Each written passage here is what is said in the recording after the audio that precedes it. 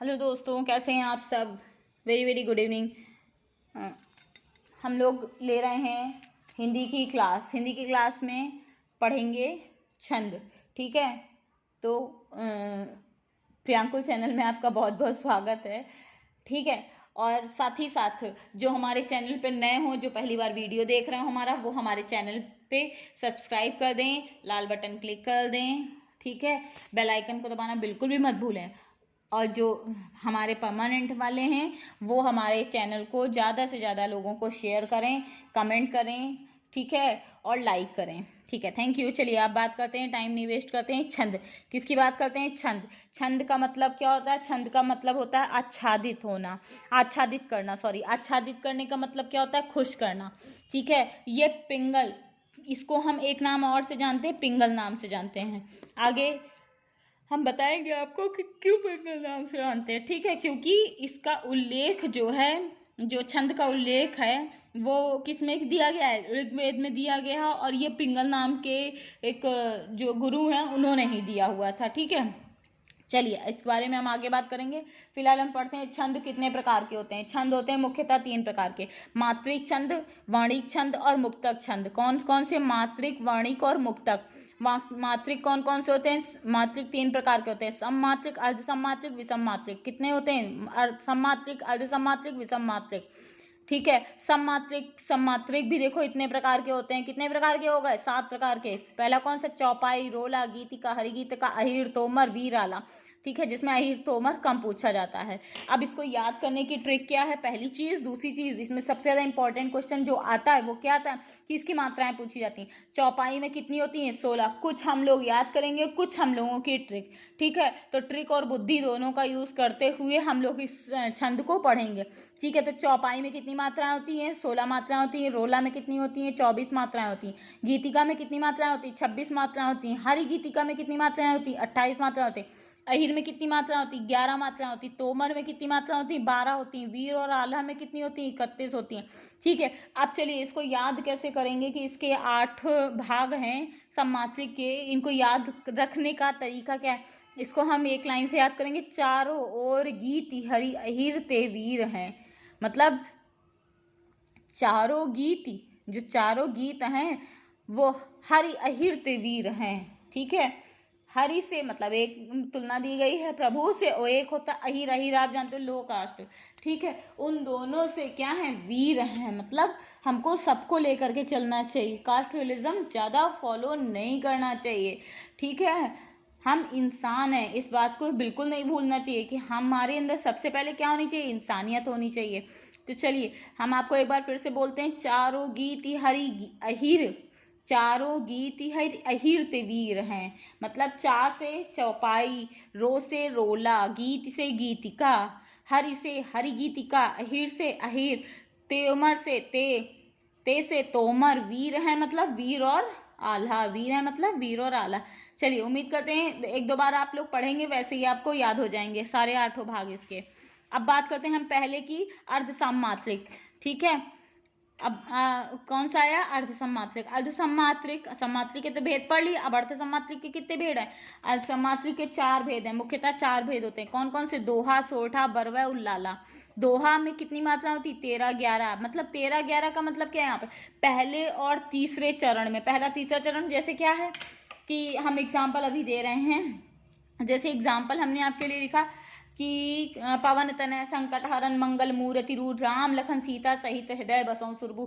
तो ये क्या है? 4 देखो यहाँ पे कॉमन लगे ना, एक बार कॉमा एक बार पूर्ण विराम। चरण कमल क्या है? हमने आपको क्या बताया है? जैसे हम आपको दूसरा बताते हैं: श्री गुरु चरण सरोज रज, निज मन मुकुर सुधारी, परनहु रघुवर विमल जसु, जोदायक फल चारु। ठीक है, इतने सारे मन में दोहा रहते हैं कि कौन सा बोल दो समझ नहीं आता। ठीक है, तो श्री गुरु चरण ये क्या है? पहला चरण है। निज मन मुकुर सुधार ये क्या है? दूसरा चरण है। बरनऊ रघुवर विमल जसु ये तीसरा चरण है। जो दायक फल चारु चौथा चरण है। तो इस तरह ये 4 चरणों से मिलकर के क्या बना? एक दोहा बना। ठीक है, तो हम आपसे क्या कह रहे थे? दोहा में कितनी होती है मात्राएं? 13, 11। 13, 11 मतलब क्या? पहले और तीसरे में 13 और दूसरे और चौथे में 11 मात्राएं। वैसे सोरठा में 11 13 मात्राएं, बरवा में 12 7, उल्लाला में 15 और 13, ये होता है अर्ध सम्मात्रिक छंद। अब हम बात करते हैं विषम मात्रिक छंद की। अब हम क्या बात करते हैं विषम मात्रिक छंद की। विषम मात्रिक छंद मुख्यतः 2 प्रकार का होता है। कौन कौन सा? कुंडलियां, छप्पय। कौन कौन सा होता है? पहला होता है कुंडलियां, दूसरा कौन सा होता है? छप्पय होता है। ठीक है, कुंडलियां मतलब जो दोहा और रोला को मिला करके बनता है वो क्या होता है? कुंडलियां होता है। और जो रोला और उल्लाला को मिला करके बनता है वो छप्पय होता है। रोला और उल्लाला को मिला करके जो बनता है वो क्या होता है? छप्पय होता है। छंद का उल्लेख ऋग्वेद में हुआ है। छंद का उल्लेख कहाँ हुआ है? ऋग्वेद में हुआ है। छंद धातु से बना, आह्लादित करना, आच्छादित जैसे बोलते हैं ना, आच्छादित करना, खुश करना। छंद धातु से, किस धातु से मिलकर बना? छद धातु से मिलकर के बना है। ये किस में उल्लेख हुआ है? ऋग्वेद में उल्लेख हुआ है। इसका अर्थ क्या होता है? आच्छादित करना। आच्छादित का मतलब क्या होता है? खुश करना। बात समझ आ गई होगी आपको, उम्मीद करते हैं। छंद वर्णों या मात्राओं के नियमित संख्या के विन्यास से यदि आहत मतलब खुशी पैदा हो, उसे क्या कहते हैं? छंद कहते हैं। आप लोगों को स्क्रीनशॉट लेने में मजा आएगी। ठीक है, हाफ नहीं दिख रहा, आई थिंक सो। तो वर्णों या मात्राओं के नियमित संख्या के विन्यास से यदि खुशी पैदा होती है दोनों के मिलन से, तो वहाँ पर क्या होता है? छंद होता है। वहाँ क्या होता है? छंद होता है। चलिए अब बात करते हैं कुछ और शॉर्ट्स की। छंद का दूसरा नाम क्या होता है? पिंगल होता है। छंद का दूसरा नाम क्या होता है? पिंगल होता है। छंद शास्त्र के आदि प्रणेता कौन है? पिंगल ऋषि। हमने आपको बताया था ना, गुरु, ये ऋषि गुरु तो होते हैं ना। छंद शास्त्र के आदि प्रणेता कौन है? पिंगल ऋषि। इसीलिए छंद को हम पिंगल के नाम से भी जानते हैं। छंद को पिंगल शास्त्र भी कहा जाता है। और किस नाम से कहा जाता है? पिंगल शास्त्र भी कहा जाता है। और क्या कहा जाता है? पिंगल शास्त्र कहा जाता है। डॉक्टर वासुदेव नंदन प्रसाद के अनुसार क्या कहा इन्होंने? अक्षरों की संख्या व क्रम, मात्रा गणना तथा यति गति से संबंध विशिष्ट नियमों से नियोजित पद्य की रचना छंद कहलाती है। क्या कहलाती है? छंद कहलाती है। छंद के अंग, छंद के कितने अंग होते हैं? वर्ण, मात्रा, पाद, पद या चरण, संख्या, क्रम, गण, लघु और गुर, गति, यति, विराम, तुक। ठीक है, ये सब क्या है? छंद के अंग हैं। ये शॉर्ट ट्रिक है आपको याद कराने की। ठीक है, इस बात को ध्यान रखिएगा। इस छंद के अंग शॉर्ट ट्रिक है याद कराने की। जहाँ पर पाद या पद क्या होता है? पाद पद को बोलते हैं जैसे एक भाग कॉमा विराम से एक पाद, एक चरण बताया ना हमने आपको, वही क्या है? एक जैसे पाद है। समझ आ गई बात? वर्ण क्या होता है? वर्ण होता है अक्षर, मात्रा आप समझते हो, साइन। ठीक है, संख्या, क्रम और गण, वो क्या होता है? तीनों वर्णों का समूह, जैसे पवन, तनय, संकट। ठीक है, तो यहाँ पे क्या है? ये क्या? 3 वर्णों का समूह यहाँ पर कहा गया ना। क्या? 3 वर्णों का समूह क्या है? संख्या, क्रम और गण है। क्या है? संख्या, क्रम और गण है। समझ में आ गई? लघु और गुरु, मतलब लघु का मतलब मात्राओं से यहाँ लिया गया। लघु का मतलब जैसे एक मात्रा, आप देखते हो लघु ऐसे लगता है, गुरु हाँ छंदों में ऐसे लगते हैं। ठीक है, गुरु मतलब होता है 2। ठीक है, शाइन होता है एस की तरह। लघु और गुरु ये क्या है? मात्रा टाइप है। गति, गति क्या है? Speed of reading. जैसे हम जिस पिच ऑफ वॉइस में हम दोहा को, जैसे हमने अभी आपको पढ़ के सुनाया था, श्री गुरु चरण सरोज रज नीच मन मुकुर सुधार बरनहु रघुवर विमल जस जो दायक फलचार। ये जितनी गति है हमारी, जितनी स्पीड ऑफ रीडिंग की, जितनी पढ़ने की गति है, वो क्या होगी? यही गति कहलाती है। यति विराम मतलब जैसे कि एक चरण के बाद विराम दिया गया, कॉमा दिया गया। ठीक है, तो ये क्या है? यति है, विराम दिया गया। तुक क्या है? लास्ट में। तुक क्या है? जैसे जो लास्ट में जैसे या आ गया, जैसे निजमन मुकुर सुधारी जो दायक फल चारी, तो ये चारी सुधारी ये क्या है? तुक से तुक मिल गया। श्री गुरु चरण सरोज रज बरनहु रघुवर विमल जैसे, ये क्या है? तुक से तुक मिल रहा है ना, तो यह क्या है? तुकांत है, तुकांत है। समझ आ गई? तो ये होते हैं छंद के अंग। उम्मीद करते हैं आपको अच्छे से समझ आ रहा होगा।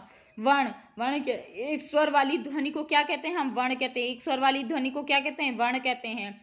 ठीक है, अक्षर, इसे हम अक्षर भी बोलते हैं। ये मुख्यतः 2 प्रकार का होता है। कौन कौन सा? एक होता है हस्व, दूसरा होता है दीर्घ। एक होता है हस्व, दूसरा होता है दीर्घ।